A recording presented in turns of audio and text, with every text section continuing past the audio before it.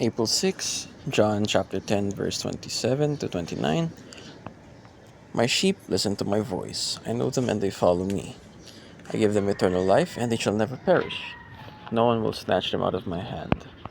My Father who has given them to me is greater than all. No one can snatch them out of my Father's hand. Maligayang araw sa ating lahat. Ako si Ronjan Lamlambang. Ito ang aking daily devotion para sa araw na ito. At ang tatalakayin nating paksa ay tungkol sa sigurado ka ba sa iyong kaligtasan at ano ang eternal security. So, simulan na natin. Una, ang eternal security ay isang bagay na often misunderstood. While it's true na ang mga tao na may security or eternal security will never lose their salvation, or kung sinong truly saved, hindi sila mawawalan ng salvation, not everyone o hindi lahat ng tao ay mayroong genuine saving faith. This is why madami nagsasabi na theologian na perseverance of the saints, it means that true believers will endure in faith to the end, not by their own strength but by God's preserving grace. So this is both a comfort and a call to examine ourselves in the faith, no?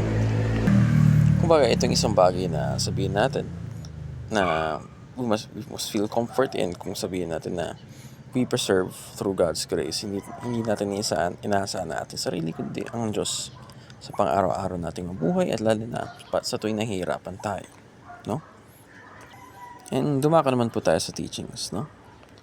Una is that not all professions of faith are genuine conversions. So, madalas, akala natin yung saving faith or sabihin natin eternal security ay madadaan lamang sa banal na confession, verbal na professing, no? Professing na ginawa mong Lord and Savior si Jesus Christ, or naniniwala ka na fully.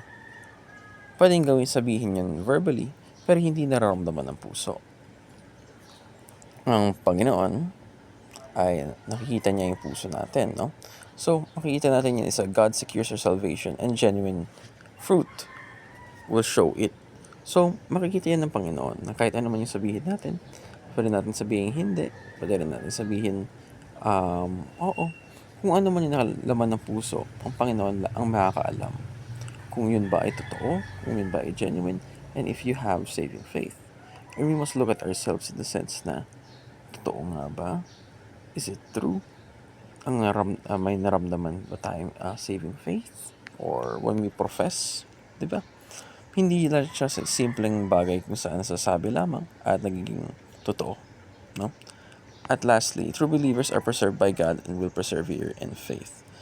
So, they are preserved by God. They do not run basically on themselves. They don't rely on themselves to the point na, or sabihin natin, hindi nila inaasahan nila yung sarili nila kung gagaya ng dati.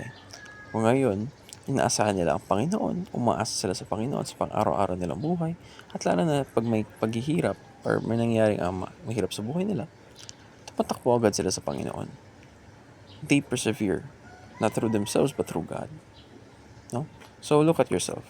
That's tingnan natin ating mga sarili.